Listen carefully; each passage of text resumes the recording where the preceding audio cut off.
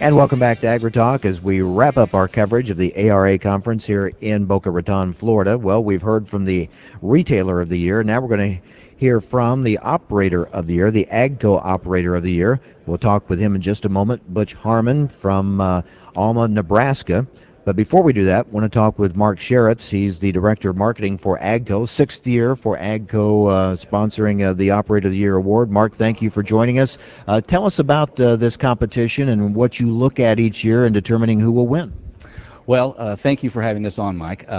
This is the sixth year that we've had the application of the AGCO Operator of the Year Award, and we look at not just time in the saddle, how many acres you run a year, but we look at the MVP. We look for the MVP of the store. We want the guy that is the first in, the first out, that it really shows leadership. The guy that the grower demands is applying to his fields. So that's part of the criteria. But another part is we understand these guys have lives outside of application, and we always look for the guy that contributes to his community. So most of the guys are either on a school board or the volunteer fire department or some things outside of that are strong contributors to the community. Now, are these nominees or nominations submitted from who? Where do you get the list of people that you consider each year?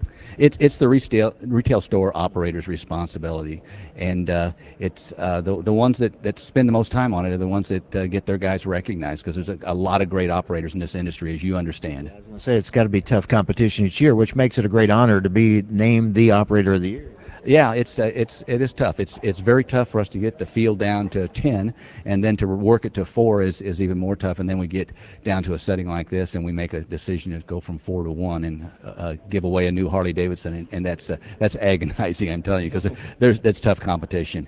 We'll talk more about that in a moment, but before we talk to this year's winner, tell us a little bit about him. What stood out with Butch that kind of set him apart from the others this year? Well, Mr. Hammond is interesting. His dad was an aerial applicator, and he started out, I think, for 15 years, flew a plane applicating. Fell in love, got married, and the wife says, "You're grounded, son." So that was an interesting story.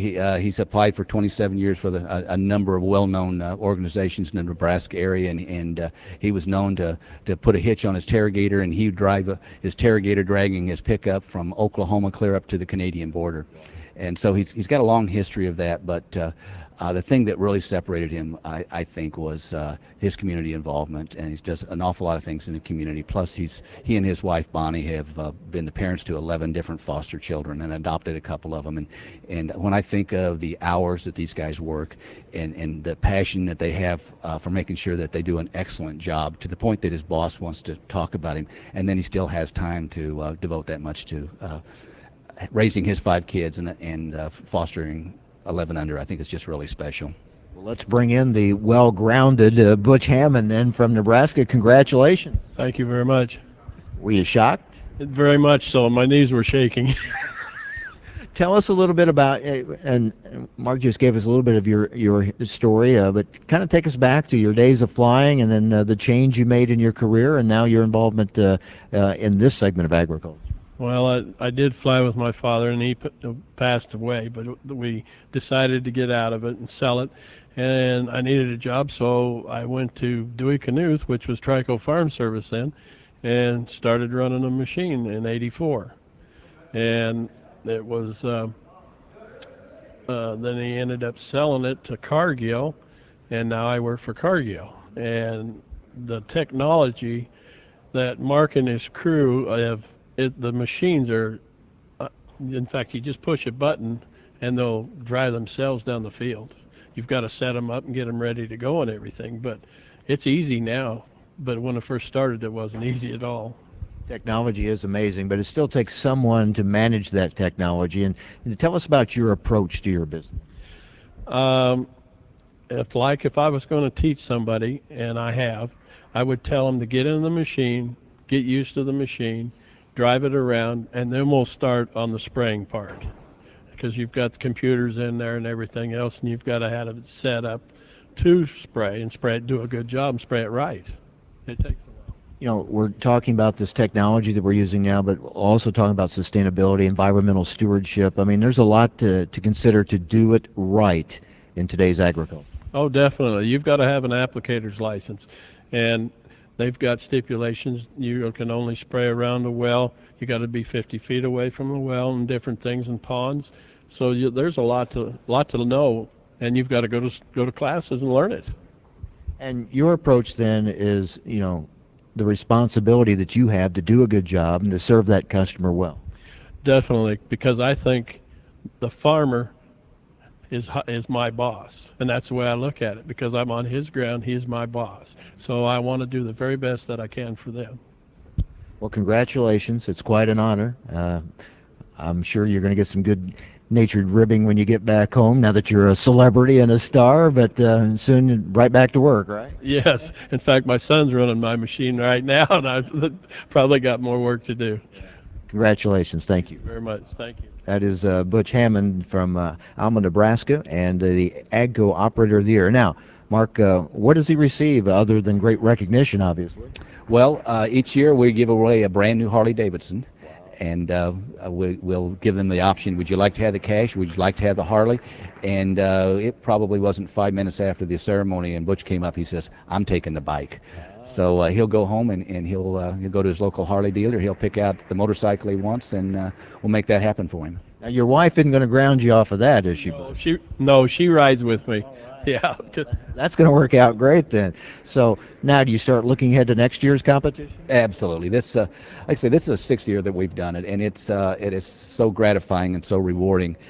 We started this because we saw a void in the recognition opportunities for these operators, and there's so many people in this industry that started out as an operator and have worked their way up into management positions. So there's such a great appreciation for these operators that we bring in, and we'll bring 4 finalists to the show next year in San Diego, and one of those will be selected as Operator of the Year, and it's a very, very rewarding experience for us as well.